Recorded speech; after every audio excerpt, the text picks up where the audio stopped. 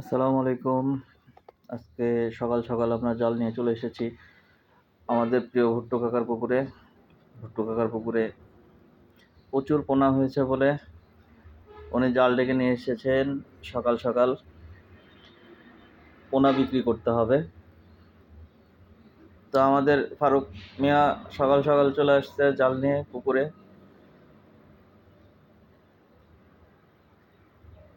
প্রচুর মাছ ভিড়ছে জালে আজকে। ছোট ছোট পোনা আছে পুকুরে, আল্লাহর রহমতে প্রচুর পোনা ভিড়ছে জালে। সবাই ব্যস্ত জাল তোলা নিয়ে। বেশি পরিমাণে পোনা তুলতে হবে, অনেক বেশি মাছ তুলতে হবে। অনেক পার্টি আসবে আজকে পুকুরে মাছ কেনার জন্য। আল্লাহর অশেষ মেহেরবানি, জালে প্রচুর মাছ, আমাদের প্রত্যাশার থেকে অনেক বেশি মাছ উঠছে। দেখতেই পাচ্ছেন ছোট ছোট পোনা। সবাই ব্যস্ত জাল ঝাড়া নিয়ে।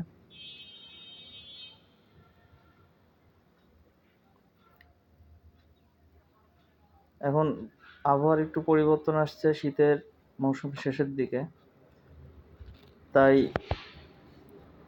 পোনার চাহিদা কিছুটা বাড়ছে। শীতের সময় থেকে বর্তমানে পোনার চাহিদা কিছুটা বাড়তি, দাম অতটা বাড়তি না সেই তুলনায়। তারপরও আল্লাহর অশেষ মেহেরবানি, আমাদের ফারুক সাহেব, ওনার চাহিদা থাকুক বা না থাকুক, আমাদের ফারুক সবসময় পোনা বেচতে অভিজ্ঞ বলতে পারদর্শী। সে পোনা বেচে দিতে পারে যখন তখন, তার কাছে প্রচুর পার্টি থাকে। আজকে ভুট্টো কাকার পুকুরে আমরা পোনা বেচতে চলে আসছি সকাল সকাল। মাছও ভিড়ছে প্রত্যাশার থেকে অনেক বেশি। আশা করি আজকে কেউ নিরাশ হবে না।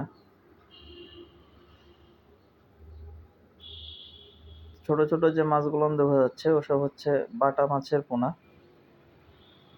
ফিঙ্গারলিং হবে। এদিকে আমাদের রয়্যাল বাবু বায়াম মাছ বলে সাপ তুলে নিয়েছে হাতে।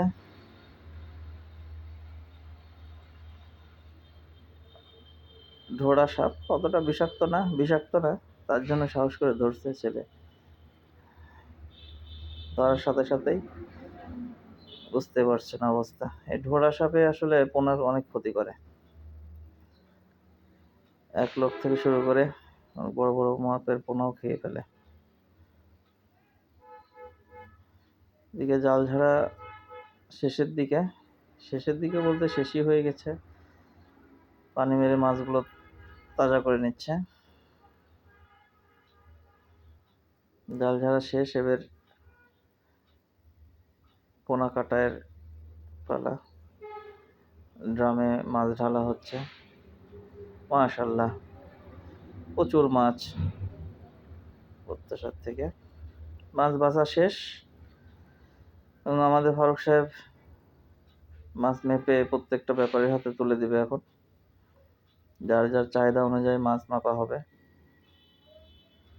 আমিও অল্প পরিমাণ কিছু মাছ নিয়েছি, বড় বড় বিকেটগুলো আজকে আমি নিয়েছি আমার পুকুরে সেট করব বলে।